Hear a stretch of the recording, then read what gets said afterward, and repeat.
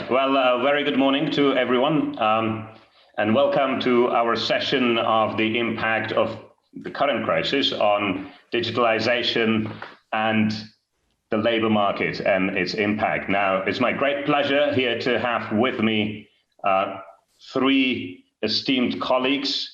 I'll start with Biljana. Biljana Radonjic Ker-Lindsay is an Associate Director for Gender and Economic Inclusion of the European Bank of Reconstruction and Development.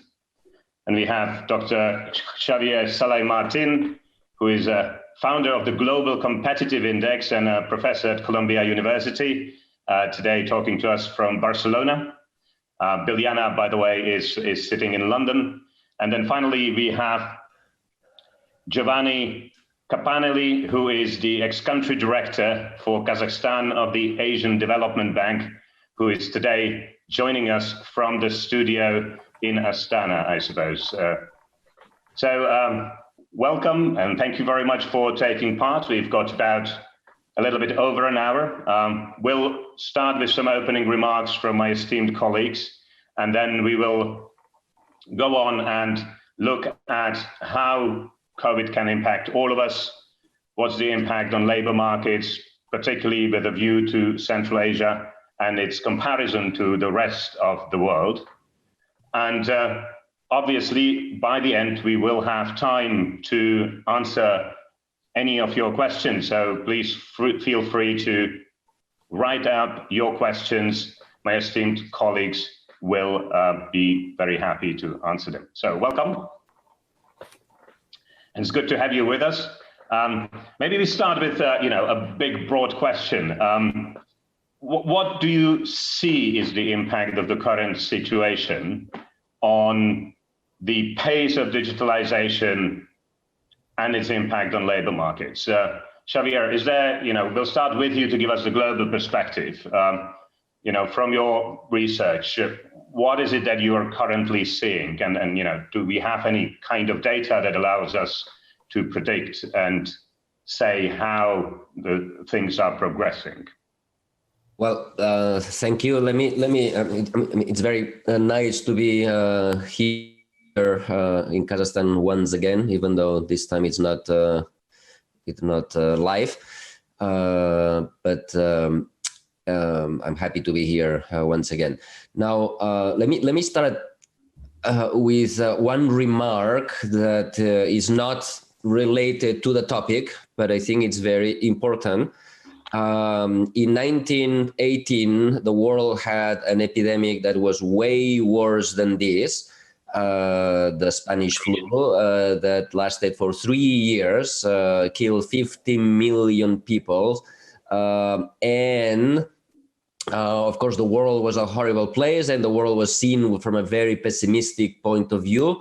This is what psychologists call the hot hand fallacy. When your football team loses 3 games in a row, you think it's impossible for them to win ever again. And when your team wins 5 in a row, you think you are invincible. So now we are in the middle of a crisis, and we think it's going to last forever. And everybody has very pessimistic views of the world. But let me remind you that after the 1918 flu that killed again 50 million people, we had the roaring 20s.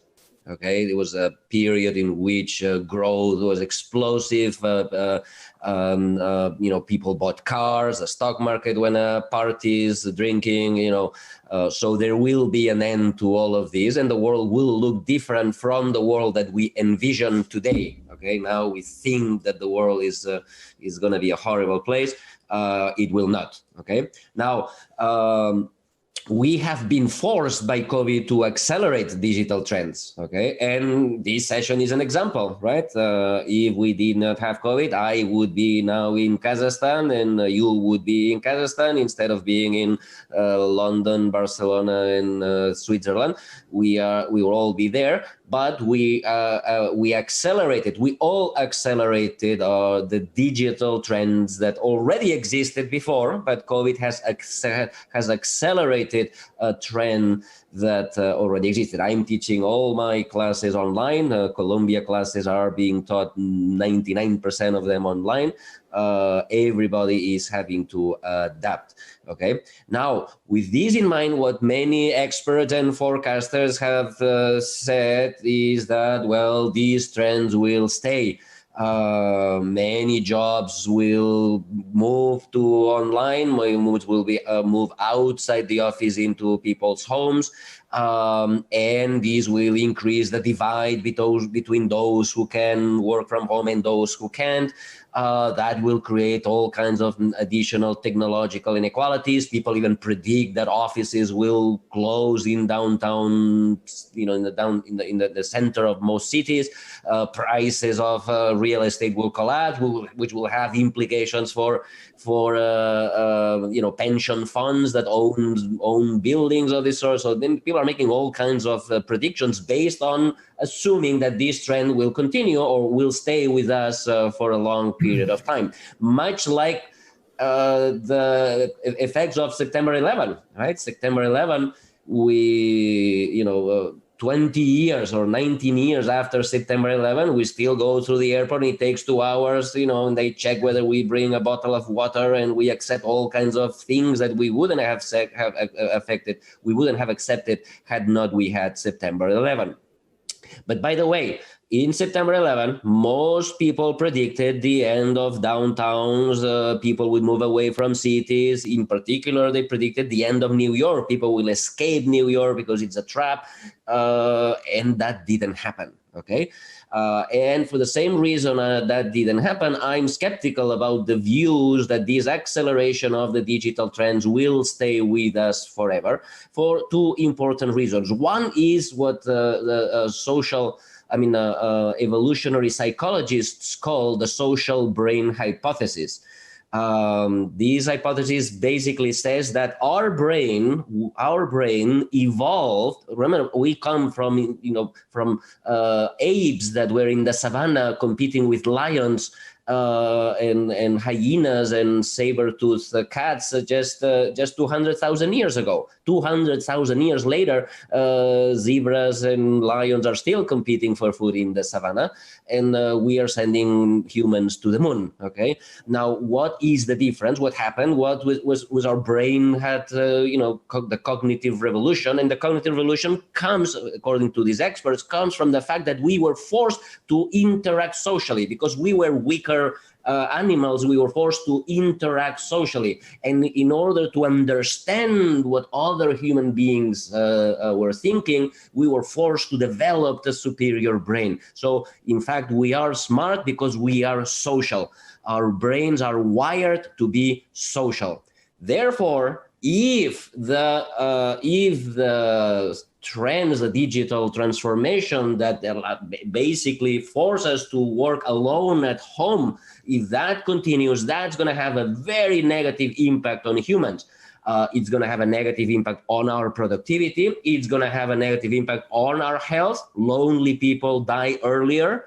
And most importantly, it's going to have a tremendously negative effect on innovation. It has been documented that the Medici effect exists. In other words, people are more productive, more innovative, they're more creative when they talk to other people. The place in the company where ideas are generated is not the office of the CEO or even the department of R&D, it's the water cooler, which is the place where people talk, okay? Now, it is true that we will learn that some tasks, not jobs, tasks can be done from home. And I would predict that in all probability, what we're going to see is some hybrid model where people can work from home and in the office, but not as the disappearance of the office. People will still have to have contact with other people, especially creative activities. Those of you who work in creative activities, you can see that you cannot work from home. You have to talk to other people. Once you have an idea, you have to tell other people, and these other people, they help you change your original idea into something that becomes better and better the more human interaction you have. The second thing that I want to mention is that we have gone deeper into a digital world through consumption. Right, we have become addicts to Amazon, Netflix, games of all sorts, and so on and so forth. And these, of course, has to be translated into the stock market. Prices of these companies has exploded as the rest of the economy goes down the tubes. But also, more importantly, these companies gather more and more and more data. Data is the oil, the input in which artificial intelligence, these algorithms feed, and these will be, enhance, they will accelerate the process of adoption of artificial intelligence, of these intelligent algorithms. Some of these is desirable. Some of these is desirable, but some of these is problematic. Okay, because the algorithms essentially try to maximize click-through, right? They want to induce you to click in areas that it's more profitable to them. Now, you might think that the best way to do that is to feed you content that makes you happy, right?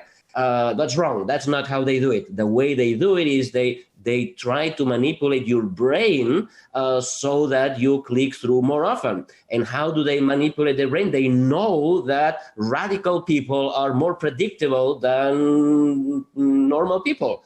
And therefore, they have a tendency to make you more radical on most of the views. And this is a thing, at the end of the day, the reason why before the pandemic, we started seeing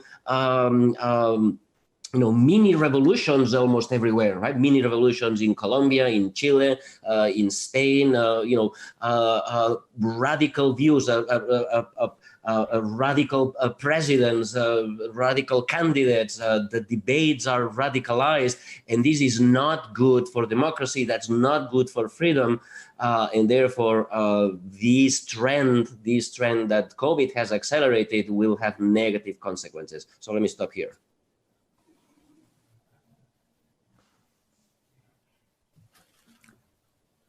We cannot hear. We cannot hear you. So thank you very much, Xavier. Apologies. There was a little bit of an optimistic view, like we will get through it. Now, obviously, I forgot to introduce myself. My name is Stepan. I am the director of PwC's academies in Eurasia. Worked for PwC for about 20 years. And it's interesting when you look at, what the impacts will be. And there is a little bit of an optimistic thing. The World Economic Forum research that we participated in predicted that by 2022, we will lose about 75 million jobs due to automation. Now, that's a big number. But then again, it also says very likely there's going to be some 133 million new roles created due to that digitalization that you have now described as accelerating. Now, Giovanni, maybe I can go to you. How do you see the impact on Kazakhstan as a country, or Central Asia, because that's where you are based? Is that similar to what Xavier was talking about? Are there differences? Well, thanks a lot. I cannot agree more with Xavier's long-term view about crisis and impact of crisis, not only focusing on what we're seeing at the moment now, this very day in terms of impact, but also looking at what could be the possible longer-term implications. And your question is about Kazakhstan. Obviously, I'm also speaking here from the studio in the Expo Center in Nur-Sultan. And therefore, looking at this big picture that Xavier has been depicting, the most important thing that I would like to link to that issue is the opportunity that crisis inherently carry on anytime there is a danger. So crisis, even in the Asian tradition, is a combination of two concepts, the concept of danger and the concept of opportunity. Now, somebody can be lucky in making their own future, but most of the cases, policymakers, local authorities, governments have to be proactive in order to be able to capture the opportunity which is inherent in crisis. And this can cannot be more true for labor market in particular, but in general for taking the opportunity for a young country like Kazakhstan of using the crisis, in fact, for introducing structural reforms. Now, where Kazakhstan is now, it's at a turning point, I believe, and to make this crisis really work to support economic growth and development of Kazakhstan. My main point is that local authorities have to be bold enough to take the opportunity for introducing structural reforms. Now, although this is not really the topic that we are discussing, digitalization and labor markets, but to make eventual policies in these two areas, digitalization and labor market, being effective and long-lasting, I think a young country like Kazakhstan next year will be the 30th year from independence of Kazakhstan. I think structural reforms in Kazakhstan, before looking into the economic sphere, they have to start from the political sphere and enabling the implications and effect of markets, of competition, of democracy to play their role and then have an impact on labor markets and digitalization. Now, Xavier also mentioned the importance of data. We talk about possible good and negative implications of the approach that we have now to digitalization, looking at consumption, but a very important focus is to be placed on data. Now, when we look at labor market statistics, sometimes we have some question marks with regard to what kind of figures we're looking at in Kazakhstan. You know that for a number of years, unemployment rate has been fixed almost at 4%. Now, most recent figures tell us that it's at 5%, but is it real where we are now? When you look at surveys being conducted with local entrepreneurs, associations, different companies, small and medium enterprises, large enterprises, you really have quite a depressing situation or figure in front of you, because what some empirical evidence suggests is that something close to 50% of workers, that were employed before the breakout of, this COVID-19 pandemic, have to be laid off. They may have already lost their jobs, or they are in the process of losing their job. What to do about it? And this is what local authorities really have to think deeply about. Again, there is a light at the end of the tunnel, as Xavier was telling us, but proactive policies are needed. In particular, Kazakhstan is an economy which is not yet enough diversified, and this crisis is an opportunity for Kazakhstan now to enter into a different level of digitalization for promoting economic diversification as well. A lot of training needs to be done in order to retrain, improve skills. Xavier was talking about tasks which are being added onto jobs, and then to be for enabling local workers to be ready for delivering those tasks. A lot needs to be done in terms of training. But I repeat, at this point of our conversation, I just would like to make the point that structural reforms, deep structural reforms, are needed in a country like Kazakhstan in order to be able to capture the opportunities, which is inherent with the crisis. I'll stop here for the moment. Fantastic, Giovanni. Thank you very much. I guess that's a great view on the look. We will talk about sort of reskilling, upskilling, the challenges with that later in today, just to have a look at, okay, what is it that can be done? But structural reforms are a start. Now, Biljana, you as European Bank of Reconstruction and Development works with a lot of private sector clients in Kazakhstan, who are your clients and our clients as well.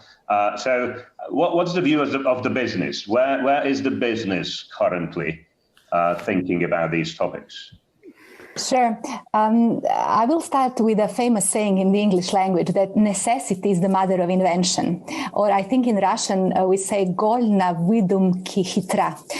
It seems that COVID-19 has shown that necessity can also be the mother of digital transformation. We see that with our clients, but also a recent McKinsey report says that within only 8 weeks of the lockdown, companies across the world jumped 5 years forward in adopting consumer and business digital solutions. At the EBRD, as you rightly said, we invest in Kazakhstan, Central Asia, but also across Eastern Europe, Caucasus, North Africa. We see great leaps forward in the adoption of new technologies among many of our clients, especially in financial and professional services, in advanced manufacturing, both wholesale and retail trade. Lots of companies have automated parts of their production, launched digital platforms, grocery shops increase digital payments. Obviously, remote working is a norm. According to the recent EBRD regional economic prospect, that's 2 days old now, around half of SMEs moved at least some of their sales online, although obviously rates are much lower in Central Asia and North African countries where we have large informal sector and a relatively low level of online trade. In Serbia, where I originally come from, even before COVID, we have seen 300% increase in online shopping from 2016 to 2019. So that's in one part. However, this is certainly not the case for all of our clients. Automation and digitalization have not been so immediate and abrupt in many industries, especially those that employ low-skilled workers, but others as well. Basic goods manufacturing, hospitality, and tourism. We have done research in Jordan, where we've seen that not enough of digitalization and skills are very low. Municipal services as well. But what we also see at EBRD, there's a number of clients in food retail sector, for example, where hybrid solutions have been introduced. A combination of new online tools and channels to meet increased demand of customers, but also increased physical presence of employees on the shop floor. So a rapid hiring and training of existing and new employees in digital and other workforce skills became a big challenge. And this is the one where EBRD is helping its clients to address these challenges. It's very, very interesting, Biljana, and thank you very much for that. I've in our last research, we've looked at sort of productivity across the globe and the investment into technology, and that was before COVID, but I guess it's just been accelerated. And we looked at, we've invested about $13 trillion over the last year in new technological solutions across the globe. Yet the productivity per person remains largely the same, or the trend is very, very slow, and it's nowhere close to the acceleration in digitalization. Xavier, maybe a question for you, because you are the guru of the Global Competitiveness Index. Do you see winners and losers? Do you see some great examples of who does this well across the globe? I mean, obviously, from the pandemic, you mean, or from the digital? Well, it's more about the digital now. We've sort of covered the pandemic. It's a challenge and a opportunity. It's accelerated something, but generally, if we go back to sort of digitalization itself.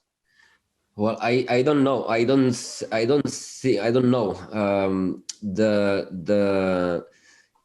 By digitalization, I include the future of artificial intelligence and the future of what the World Economic Forum calls the fourth industrial revolution, which is a whole universe or constellation of technologies.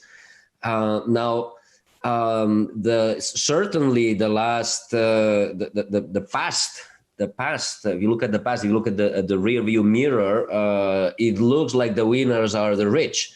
That is documented in all the studies on income within country inequality, like Piketty and others have shown that the past technology has been clearly complementary to human capital. In other words, highly educated people have benefited more, and this has increased their wages, and therefore there's been an increase in wage inequality everywhere in the world. Okay, so But the problem is that this is not clear, this is not a law, this is not a rule. If you look at the history of technology, some of them have been complementary to human capital, some of them have been substitutes of human capital, some of them have been complementary to low human capital. In fact, Piketty and others show that the first 70 years of the 20th century were years of the declining inequality, mainly because the new technologies benefited the people that were expelled by technology itself from the rural areas, right? Agricultural workers with the, incredibly low salaries. They were expelled, they moved to the cities, and the construction jobs and the manufacturing jobs they got were far, better paid jobs. And that's what decreased inequality from the 19th century highs to the lows of the 1970s. Now, therefore, it's clearly not a law that says more technology, more innovation, those that will benefit are the rich. In fact, it appears, if I'm to believe the books that I've read on artificial intelligence, if anything, they will substitute high human capital. Right? They will substitute the world in which we have substituted factory workers are gone. Now we're going to have to substitute doctors and lawyers, even professors. These are high-paid jobs in some countries. Professors are not high-paid jobs everywhere, unfortunately. But that will lower inequality, and therefore they will. So it's not obvious to me. It's not obvious who will gain and who will lose from future evolution of the digitalization process. It could go either way. In fact, some of the technologies, for example, Google Maps. Google Maps benefits taxi drivers, right? It lowers the amount of time they spend in their taxis. These are very low human capital people. Very low wage people. They spend a lot fewer hours because they can detect traffic, they can save time, and therefore give them more rides, and that increases their salary. So we can see today that it benefits the poor, and we can see doctors, radiologists, right? That used to be these people that used to be looking at pictures of tumors. Now these pictures of tumors are analyzed by machines, and these guys, these are $500,000 jobs are being lost. So I think it's very, very hard to predict who will win and who will lose. That's very interesting, because now we're getting to the point of actually the labor market and people on the labor market. And again, interestingly, the Altman Barometer report says, 55% of people globally are worried that automation will take their jobs away. 60% of people, based on a PwC research that we've done, think few people will have stable long-term jobs. And we also predict that about 30% of jobs are by risk, have a high risk of being automated by 2030. So, those are all figures that basically say, just like you said, we don't know who that is, but, all sorts of populations are going to be somehow challenged by this. So I wonder, what is the role of, governments and businesses? And maybe, Giovanni, we can go to you, because you were talking about structural reform. So maybe you can go a little bit deeper to say, okay, so what is the role of the various different sectors to help these people? Because we do have responsibility at the end of the day for them. Well, that's a difficult question. I don't know if I can fully answer to that. But one element of consideration and analysis in thinking the effect on automation is understanding where we start from. And again, I'm focusing on Kazakhstan. Compared with other, Asian countries, Southeast Asia, East Asian countries, Kazakhstan didn't really go through structural transformation from primary, secondary into tertiary sector. It kind of jumped from, backward agriculture, primary sector into foreign direct investment-driven service sector in oil and gas, jumping off kind of development of the manufacturing sector. Of course, it's an exaggeration to say that there is no manufacturing sector in Kazakhstan, but it's not too close from reality if you stretch the argument a little bit. So what is there to automatize with digitalization is a question. It's different from a country where you have machinery and electronics already well developed and people fear about that. So again, I would focus more on the opportunity that within services, digitalization can offer for promoting a kind of economic diversification to a country like Kazakhstan that moves away from focus on oil and gas and tries to develop IT, tries to develop, and I think a very important opportunity is in agriculture. There is an important digital dimension of agriculture which could be captured and where local labor force could eventually move to. And I think once you look into structural reforms, these are areas where local authorities could focus on and try to push for that kind of development. I was mentioning before the importance of training programs. Let me mention that now in Kazakhstan there was no coordination mechanism among development partners like in many other countries, but it was recently introduced by one of the Ministries of National Economy, and within that a few development partners have been working together for the creation of a so-called Solidarity Fund. The Solidarity Fund is meant to help train and retrain those workers who have been laid off and prepare them for entering into these industries where new opportunities are being created. And I see a lot of effort is being placed on this, and I think it's a good direction where the country is supposed to go, and hopefully results will be seen later on. But I also would like to focus on or spend some time discussing this issue of solidarity. Solidarity, because we've been discussing quite a lot in Kazakhstan among development partners with the local authorities, and somehow it can also have to do something with what Xavier was mentioning before in terms of inequality. Different dimension from digitalization, but structural reforms which are needed eventually to enable that level of inequality to be more rebalanced between the rich and the poor, those who have access to opportunities and those who don't, is also by trying to develop a concept of an economy based on solidarity. A country like Kazakhstan, as I mentioned before, is a new country. There's a strong, tradition of nomadic tradition in Kazakhstan, which in fact focuses quite a lot on helping each other, communities that help neighboring communities. And the solidarity has been very important as a way to respond to the ongoing crisis. Let's say most of the households, a very large percentage, 70-80% of households have very little access or have very little savings, and they had very small buffer to use from to respond to a crisis like the one that the pandemic has generated, and all the implications on the labor market. So in the absence of savings, what local families have, local households have been doing is resort to that concept of solidarity, helping each other. And I don't have an answer, but I believe economists at the level of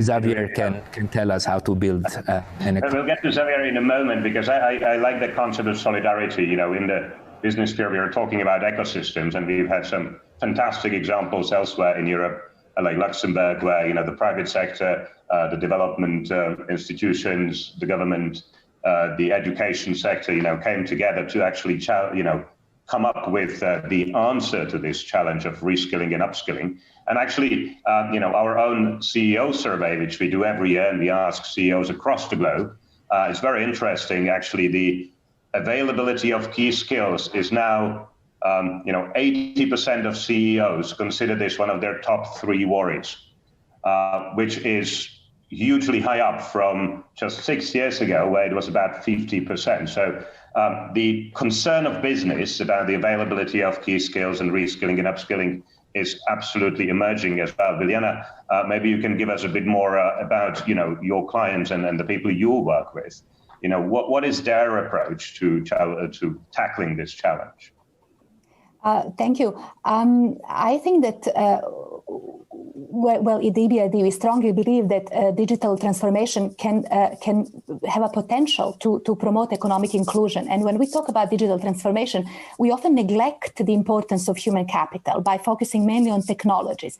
And then, as we say, skills development is key to success in adopting automation and other technologies at the enterprise level. At EBRD, we see investing in human capital and lifelong learning, particularly digital skills, as a key to enable sustainable and inclusive economic development. We also, of course, promote investments in new technology and access to internet, especially in remote regions. But the role of the private sector, as you said, is particularly important here. At EBRD, we have a very kind of business-oriented approach to make sure that young people, for example, are prepared for technological changes at the workplace. We are particularly keen on promoting employers' engagement, both at the technical and vocational education level, TVET, and also at the higher level. We do this through work-based learning, all shades of that, from dual learning to internships. Employers provide input into occupational skill standards, skills development strategies, and we also build strong partnerships between businesses, schools, and governments. So I think this is a very important area. And what also some opportunities that technology brings in many industries, automation and production robots, are releasing workers from what we call 3D, dirty, dangerous, and degrading work, which is particularly important for low-skilled workers. And also in many industries, digitalization enables flexible working arrangements that we spoke about before, remote working, job sharing. That is particularly important for caretakers, predominantly women, who are then able to combine their professional and family obligations. But also for people with disabilities, technology could create new opportunities to engage people with disabilities in work and transform their working experience. So we are very, very keen to make sure that benefits of the digital transformation can create new opportunities for all social groups. I know, Biljana, just let me stay with you for a second. I know you're also an expert on sort of inclusiveness and inclusive workplace. And there's a question from the audience. Part of it was, what policies are required for developing countries to have a more inclusive working environments? Is there something that, again, you have seen that works well, that maybe we be lacking in Kazakhstan and Eurasia, that we definitely need to work on?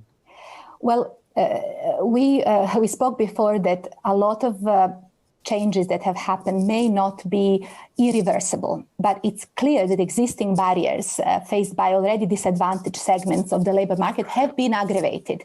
And we see that many achievements have been reversed, particularly for women and young people. A lot of our clients are canceling internship and apprenticeship programs. Informal workers and migrants are very much vulnerable. So it is a great concern. We find that in some of our countries of operations, including Central Asia, we still have labor codes that either ban or restrict, for example, women from accessing certain professions in the energy sector and other sectors that are high value-added jobs for various reasons, from past Soviet legacy to maybe paternalistic approach towards women. So this is sort of one area that we see potential for improvement. Second, it's about promoting greater access to skills and employment among, as we said, disadvantaged groups, people from lower socioeconomic background, and as well as people from remote regions. So making sure that the enrollment of disadvantaged groups is increased in the education system. Lifelong learning is a very important policy that a lot of our governments in EBRD's regions have not yet got their head around. This is a old term that has been around for a long time, and we've seen some amazing steps forward in countries like Singapore, also in France, in Japan, in several countries that have the sort of aging population angle, but we don't see enough of that in the EBRD's countries of operations. Thank you, Biljana. And I think that nicely ties to another question we have from the audience. That but when we were talking about some good examples, and Xavier, you were talking about the rich are getting richer, or maybe the winners. The question from the audience reads, we see that developing countries may see the deepest economic crisis, and at the same time, developed countries have budget stimuli to support their economies. Do you think that the gap between developed and developing countries will increase due to the pandemic? Or is there a chance that we could use those Singapore examples and, jump the development of developing countries so that we are progressing faster? I think that the economic analysis that is being used is very narrow and very old-fashioned, very World Bank. The aggregate demand function and stuff. And some of this is useful, but I think the impact, what we have seen in the last 50 years, or at least since 1975, is that poor countries have benefited a lot more than rich countries from technology, from almost everything. That's why global inequalities have fallen. Now, I question most of the experts' ability to predict the future. And on all grounds, including the effects, impact of technology. For example, since we are in Kazakhstan, which is the country that first domesticated the horse in 10,000 years ago, remember that in the beginning of the 20th century, the world depended heavily on horses. And there was a huge industry related to the horse. Then came the car, the internal combustion engine car. And when Henry Ford lowered the cost of those cars and the prices went down, everybody thought, everybody made predictions about horrible stuff going on because the industry was going to be killed. Everybody who lived, and there was millions of people living off horses.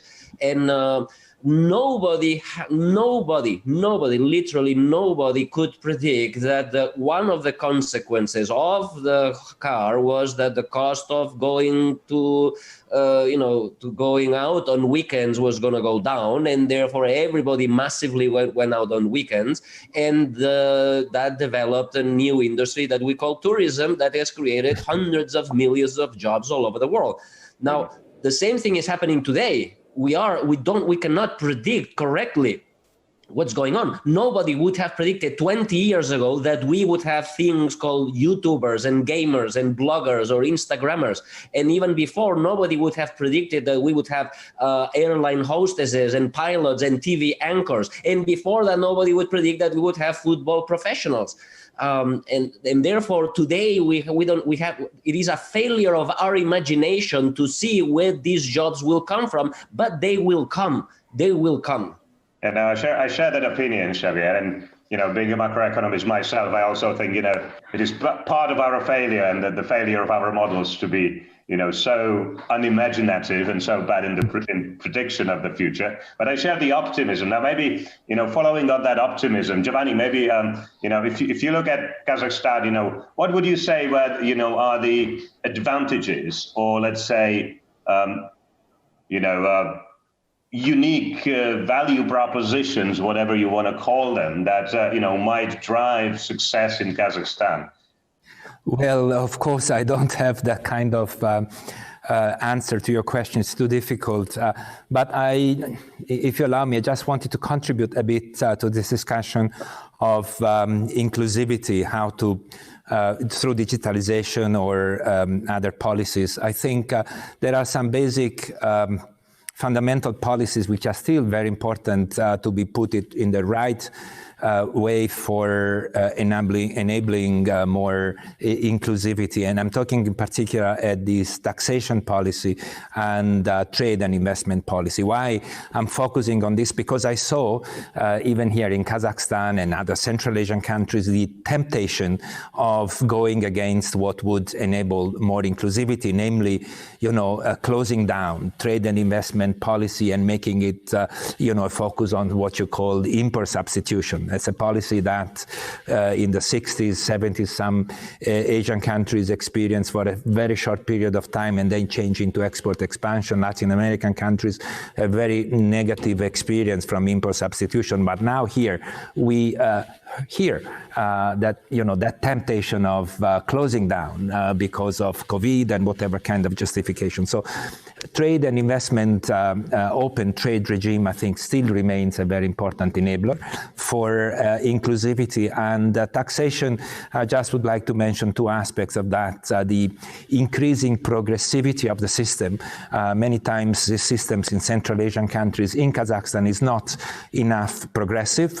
And learning from the experience of other countries, and have in mind Japan, for example, introducing a inheritance tax, which is, bold enough to promote, good outcomes in terms of a more inclusive system, I think still are important basic policies which local authorities need to consider. And in terms of, just Giovanni, let me stay with you for a second.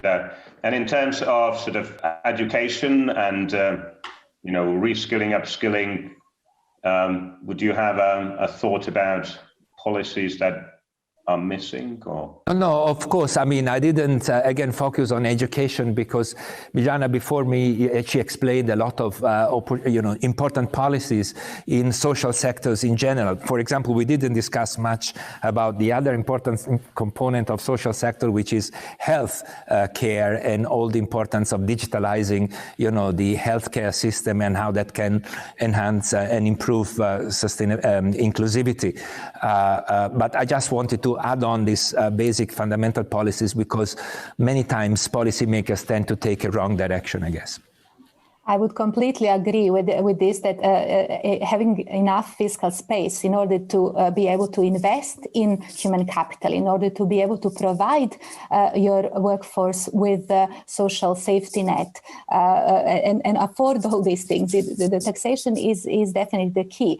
But on the education, I would just obviously we all know that online learning is become a necessity, but it's not working very well. I think from our side, we have been supporting governments and encouraging them to prioritize access to internet and availability of computers in schools, and we've helped support digital platforms and digital skills and learning methods for online learning are equally important. And we will be working with the Ministry of Education in Kazakhstan, in fact, on improving the methodology for online teaching and digital upskilling of teachers. So this is one area where we think it's just easy to switch on from traditional to online. It's not that easy.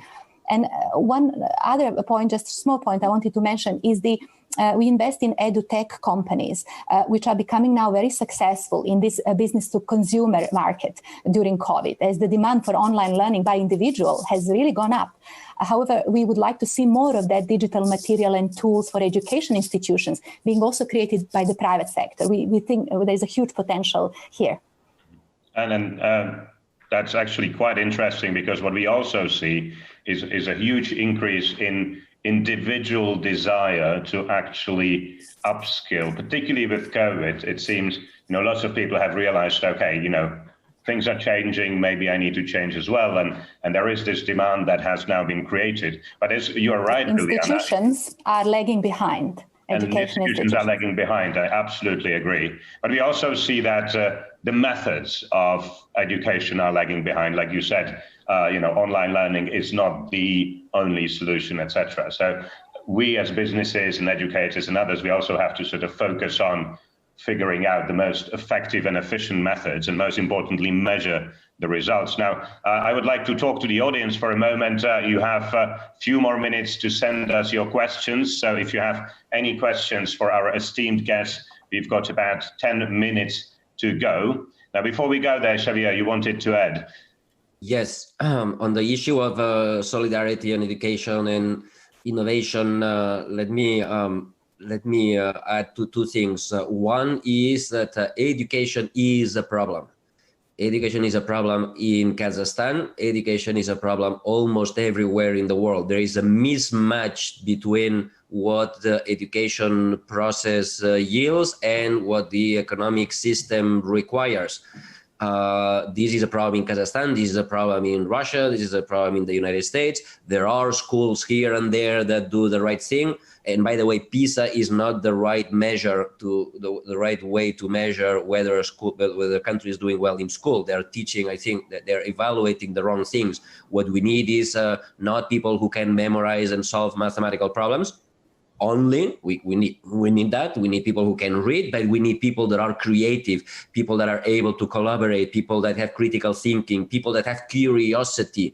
None of these things are neither taught nor evaluated in the PISA exams. One example, in Kazakhstan, we have lots of scientists. Same thing in Russia. But we don't have innovators. When Russian or Kazakhstani has a good idea, either it moves to Silicon Valley or it's stuck in the wrong place. Therefore, education is not. We teach kids how to be scientists, but that's not going to help the economy at all.